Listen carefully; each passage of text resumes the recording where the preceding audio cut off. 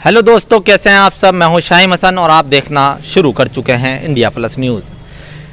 और जिस तरीके से लगातार आपको चुनावी अपडेट हमारे द्वारा दी जाती रही है, उसी सिलसिले में आज हम मौजूद हैं मुजफ्फरनगर के जिला पंचायत सभागार के सामने। और यहाँ पर जो है चौधरी चरण सिंह सभा कक्ष है और जिला पंचायत मुजफ्फरनगर। यहाँ पर जो है जिला पंचायत के जो सदस्य होते हैं उनके अध्यक्ष और जिलाधिकारी के तत्वाधान में उनकी जो मीटिंग होती है वो यहाँ पर होती है, सभा जो होती है यहाँ पर होती है। और यहाँ से हम ये वीडियो बना रहे हैं। आप समझ गए होंगे इस वीडियो को बनाने का मकसद क्या है। जी हाँ, जिस तरीके से लगातार ये चर्चा चल रही है मुजफ्फरनगर में कि आने वाले समय में यानी कि जुलाई के पहले हफ्ते में घोषणा कर दी गई है कि जिला पंचायत अध्यक्ष का चुनाव होगा और उसके बाद प्रमुख का चुनाव होगा।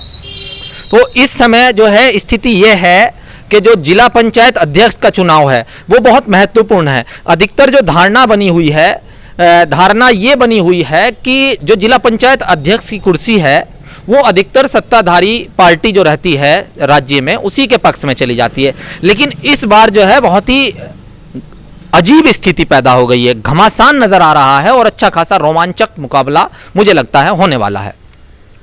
क्योंकि जिस तरीके से अगर देखा जाए पश्चिमी उत्तर प्रदेश का जो मुजफ्फरनगर जिला है, इसमें जाट समाज की अगर बात करें तो रालोद पार्टी और भारतीय किसान यूनियन जो कि अराजनीतिक कही जाती है, लेकिन इस समय जब से ये धरना गाजीपुर बॉर्डर से लेकर अन्य बॉर्डर पर चल रहा है, कहीं ना कहीं राजनीति में भी उसका हस्तक्षेप पैदा हो गया है।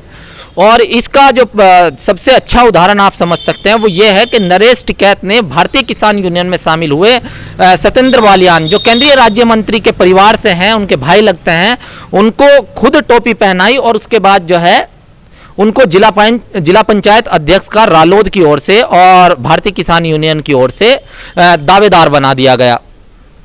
अब अगर बात करें इस पे आगे हम, तो ये एक बड़ी घटना है क्योंकि जिस तरीके से जाट समाज एक जगह आ गया है उससे ये मुकाबला और कठिन हो गया। क्योंकि बागडोर किसके हाथ में है, अगर बात करें तो सबसे बड़ा नाम इस समय मुजफ्फरनगर की राजनीति में संजीव बालियान का है। तो संजीव बालियान के कंधों पर जिम्मेदारी है और लगातार उसे निभा भी रहे हैं। क्योंकि भारतीय जनता पार्टी की ओर से जो जिला पंचायत अध्यक्ष के लिए आए थे वो निर्वाल थे और निर्वाल बड़ा चेहरा है, किसी परिचय के मोहताज नहीं है।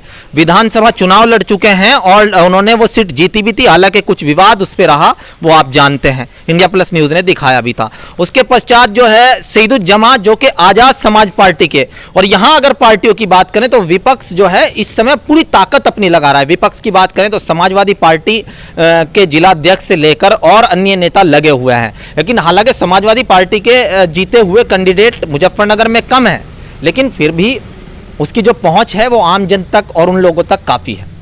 तो अगर बात करें मूसा तेवड़ा की, तो वो समाजवादी पार्टी के एक बड़े चेहरे लियाकत जी के पोस्टर, उनके जो चुनावी पोस्टर थे उन पर लगा, उनका फोटो नज़र आया था और उस फोटो को जो है काफ़ी चर्चा मिली थी कि हो सकता है मूसा समाजवादी पार्टी का साथ ले रहा हो। लेकिन दूसरा चेहरा वहीं से महराज लड़ रहे थे। इसी तरीके से कई सीटों पर ऐसा हुआ, तो इसके चलते अभी ये कह पाना मुश्किल है कि कौन समाजवादी पार्टी का चेहरा है। अब अगर बात करें मुजफ्फरनगर की राजनीति की, तो मेरे साथी पत्रकारों ने लगातार आपको दिखाया एक चेहरा जिसके ऊपर सबसे ज्यादा विवाद रहा, वो शाहनवाज का चेहरा था, ककरौली के रहने वाले, जिन्होंने भारतीय जनता पार्टी की सदस्यता ले ली थी और संजीव बालियान सरीखे बड़े नेता वहां पर उस मीटिंग में शामिल रहे थे। उसके बाद लगातार हिंदू संगठनों के द्वारा विरोध किया गया, जिसके पश्चात जो है हाजी मूसा बैकफुट पर नजर आए और कल उन्होंने घोषणा कर दी कि वो रालोद में शामिल हो रहे हैं। उसके पश्चात अब की अगर बात करें फिलहाल की, तो फिलहाल की स्थिति यह है कि विपक्ष का जो है पलड़ा कहीं ना कहीं भारी नजर आ रहा है। लेकिन संजीव बालियान की यहां पर परीक्षा आ गई है कि वो किस तरीके से भारतीय जनता पार्टी के पक्ष में इस चुनाव को करते हैं। और अगर बात करें विपक्ष की, तो विपक्ष के में इस समय आजाद समाज पार्टी ने बिल्कुल चौंकाया है।